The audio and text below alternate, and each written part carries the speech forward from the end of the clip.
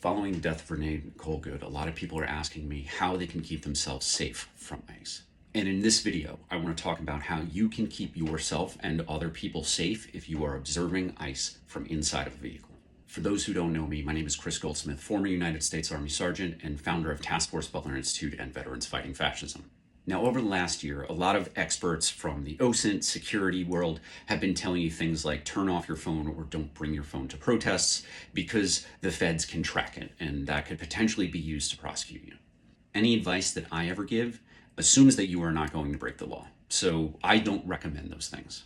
But if you are going out to observe ICE, or even if you are the type of person who might be going throughout your day and you see ICE and you might want to observe them, these are the things that you can do now to make sure that you are safe in case you are in a situation similar to Renee Nicole Good. Now, if you're driving, you have to have your license on you and you have to have your license plates unobstructed and visible, right? So the tracking issue doesn't matter. You should always have your phone on you when you're driving. If it is your explicit purpose to observe ICE, you need to have at least one other person in the vehicle. And the reason is because the person who is driving cannot be the person who's also watching ICE. In the military, there are no solo vehicles. There is no such thing as a vehicle that is intended for one person. That is because if you're driving, you can't take action.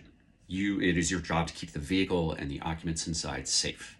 In the military, the person who sits next to the driver is the commander, is the truck commander. They are the ones who are observing, who are communicating with people outside of the vehicle, who are able to look around, and are the ones who are directing the driver on what to do and how to stay safe, because the driver, again, is primarily focused on where that vehicle exists in space and where it's going.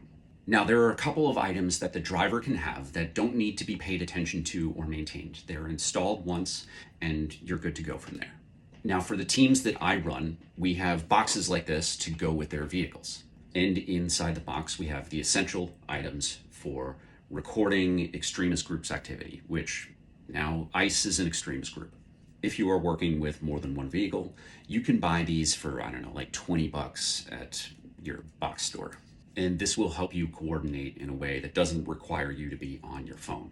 Now, personally, because I do this for a living, I have a burner phone.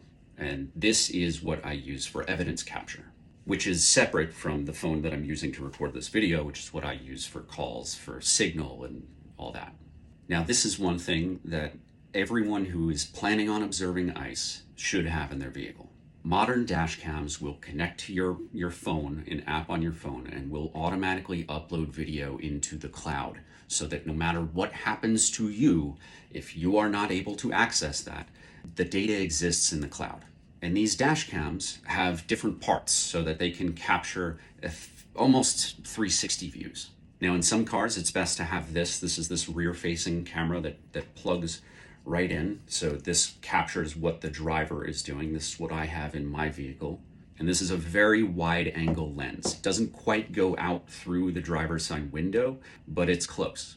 It's also a good enough camera that it captures a lot of what's going on through the other windows behind me.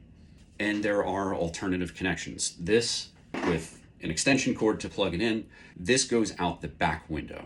So in vehicles where it makes sense, you'll use this instead. Now, if you're not working as part of a team and this is just your car, you can have this installed permanently. You might be able to do it yourself if you're mechanically inclined. It can connect right to your battery. It's a pretty easy system. It's 2 wires. If you're using a GoBlox or you're less mechanically inclined or you don't want to pay for an installation, there's also the cigarette lighter charger that plugs in. Now, the beauty of these cameras is as soon as they start receiving power, they turn on. So you don't have to remember to turn it on and turn it off. And again, it connects right to your phone and it's uploading video constantly into the cloud in the background. So once you've installed this, you don't really have to pay much attention to it. It requires virtually no maintenance. Now, if you're operating with someone in your passenger seat who's part of this mission to observe ICE, you can have your phone to record video or take photos. But you can also have a better camera. These are the types of things that can help you to capture things like patches or name tags from a distance. Now, ICE, their standard operating procedure is to be a secret police force wearing masks.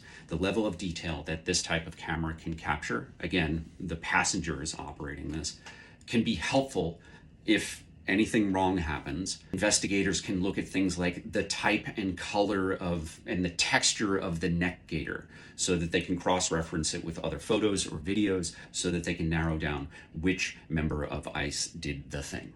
Now, if you ever plan on dismounting, meaning getting out of the vehicle, the passenger, you shouldn't depend solely on this to capture video. You should also consider having something like a GoPro or an actual body cam. The reason why I recommend these is because when this is either strapped onto your chest or onto your shoulder or something, you don't have to pay attention to it. So your field of view remains open. When you're doing this, when you've got a phone in front of your face, it limits your attention and your awareness of your surroundings, and it traps it in this little box. And that can be dangerous for you when ICE is around.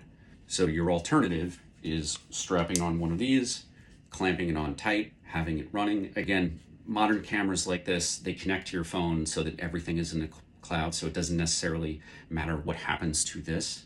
As long as your phone is connected and running, the evidence exists somewhere else that law enforcement cannot delete right away.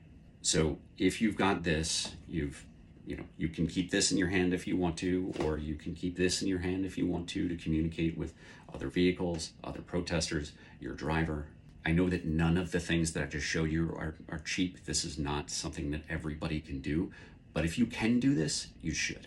Now, the last thing here, a free resource that I have for you, doesn't require all of this equipment. If you go to taskforcebutler.org, look for a tab that says resources. We have guides to tell you how to track extremist groups. We have 2 of them. One for people who are already pretty experienced with this kind of thing. It just helps you operate as a stronger team. And we also have one for people who are brand new to this kind of thing, who may be new to protesting. So if you're new to this, look for the community response guide. If you're more advanced, look for the street teams guide. Again, these are free resources. Just go to taskforcebutler.org. If you found this video helpful, do me a favor and share it with your friends.